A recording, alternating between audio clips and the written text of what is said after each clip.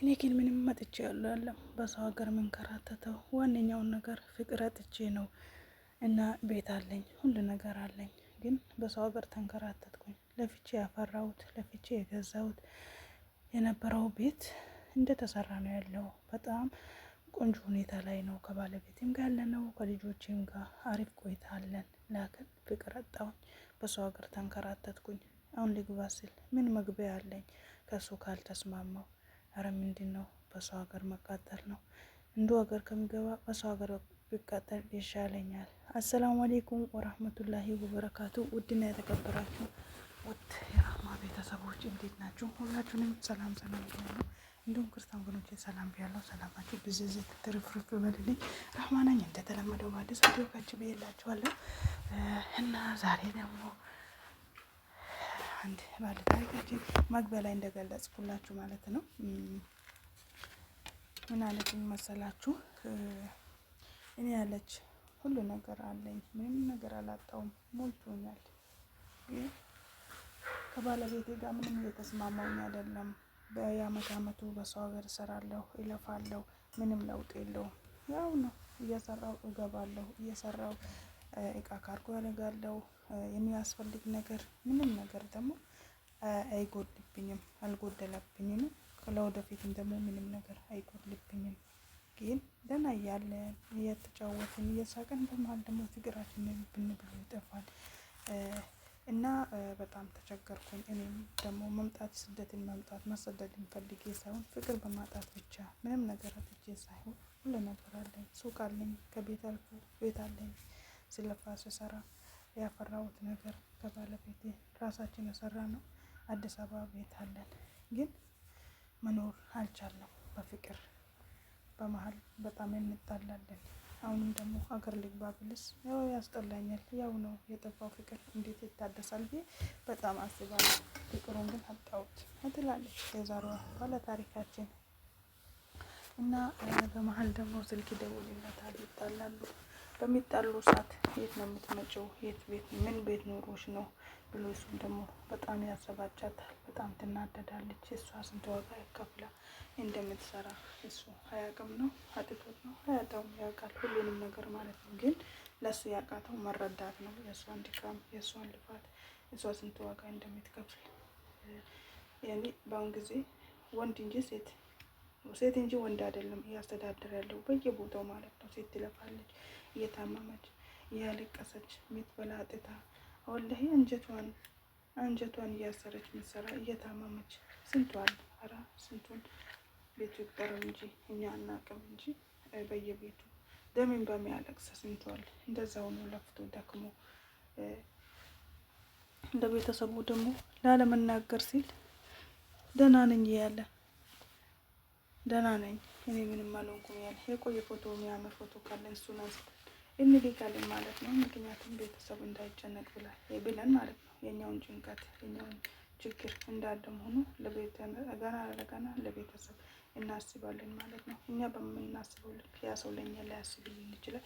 አላህ ያስብልን የድካማችን የልፋታችንን አይቶ ማለት ነው። እና በዚህ አጋጣሚ በጣም ነበር የምትሰባቸው። እሱም ደግሞ እንደዛው ነው የለፋችውን ቤት ኑሮች ነው የምትመጪው እያለ ደግሞ በጣም ያሰባጫታል ማለት ነው። እሷም በጣም ተሰባጫለች፣ በጣም ትናደዳለች። እንዴት እኔ እኮ መጀመሪያ ማስታወቂያኛል ፍቅር ስለሌለኝ ነው እንጂ መግባት ይፈልጋለሁ። አመቷ ሲደርስ ሊድልና አሁንም ደግሞ መልሳ ትተዋለች ማለት ነው። ምክንያቱም በዚህ ብቻ ሰላም በማጣት ማለት ነው። ሱብሃንአላህ በጣም ከባድ ወላሂ። እንደዚህ አይነት ኑሮ እንደዚህ አይነት ስቃይ ፍቅር የሌለበት ሁሌ በሰው ሀገር የኔ ልጅ የአባት እናትን ፍቅር ያጣል። ባልና ሚስት ደግሞ እንደ ባልና ሚስት ካልኖረ በጣም ከባድ ነው ማለት ነው። ያለው ነገር በንግግር እንጂ በኃይል የሚፈታ ነገር የለም። ማንኛውም ነገር ትዳር ይሁን ከሰው ጋር ተግባብተን የምንኖረው በምንድነው? በንግግር መግባባት ነው እንጂ አንዱ እያለ አንዱ እሳት አንዱ ባህር ውሃ ካልሆነ በጣም ከባድ ነው። ትዳር እንደዚህ ህይወት አይቀጥልም ማለት ነው። ምክንያቱም ያለ ነው ሁሉም በየቤቱ ይጣላል፣ ይታረቃል። ላኪን የእነሱ ደግሞ በጣም ነው የከፋው ማለት ነው። ስቲል እኔ ራሱ ደውሎ ይጣሉና አስታርቀኝ ምናምን ይለኝ ነበር ማለት ነው። በሚለኝ ሰዓት እኔ በጣም ነበር የሚሳቀው ወላሂ። አሁን ይባላል 10 ይደውላል። መጨረሻ ላይ ደግሞ ብሎክ ላይ አደረኩት። ምክንያቱም እሷ የሚናገራት ነገር ተገቢ ነገር አይደለም። በጣም አስቀያሚ ነገር፣ ያ እሷ የማይመጥናት ነገር። ወንድ ልጅ ደግሞ እንደዛ ሴት ልጅ ሞራል መንካት፣ ቀስሟን መስበር ቀላል ነገር አይደለም። እሱስ ቢሆን እንዴት ይሆን ነበር? እሷ አንድ ደራፊ እልፍ ፍላፊ ቃል ብትናገረው ማለት ነው። ያንን ነገር መረዳት ትቶ አይዞሽ አለሁልሽ 2 ዓመትሽን ከጨረሽ ነይ ማለት ትቶ ጭራሽ የት ነው የምመጪው? የት ቤት ኖሮ ይኖራለኝ ብለሽ ነው የሚመጪው ብሎ እየታገለ ነበር ማለት ነው። በጣም እሷን ያሰባቻት ነበር። አስቦት እስኪ በሄደችበት ከንበላ ሊመለስም በቃኝ ብላ ነበር ከሰራችበት ሀገር ወደ ሀገር ተመለሰችው ነበረው። ድጋሚ ደግሞ ሀገር ጥላ እንድትሰደድ ያደረጋት ፍቅር ማጣት ነው ማለት ነው። አስቦት እስኪ ለመጨረሻችንን ያሳምርልን፣ ትዳራችንን ያሳምርልን። ሁሉም የሚለው ነገር ነው። ያው አንድ ሴት ልጅ ትዳሯን ካዘች በኋላ ሁለተኛ ህይወቷ ነው ትዳር አምሮ በደስተኛ ሆኖ ሲኖር ነው ማለት ነው። አይኑ ጥፋት የለም ወይ በትዳር መሀል ችግር የለም ወይ አለ።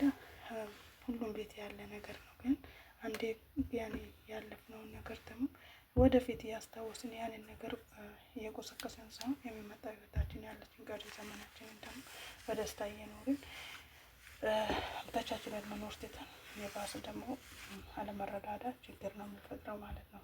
መረዳዳት ደግሞ የተሻለ ደስታን የሚፈጥረው። እንደኔ ሀሳብ እናንተ ሲሆን ምን ትላላችሁ? እስኪ በዚህ አጋጣሚ ምክርም ያስፈልጋል። እስኪ ምክራችሁንም እንድትመክሩንና ከዛው በተረፈ ደግሞ እናንተስ ሀሳባችሁ ያናንተስ ምን እንደዛስ ሀሳባችሁን እንዲገልጹልኝ ደግሞ በአክብሮት በትህትና እጠይቃለሁ ማለት ነው። ይቅርታ ተባተብኩባችሁ እና በጣም አስቸጋሪ ነው።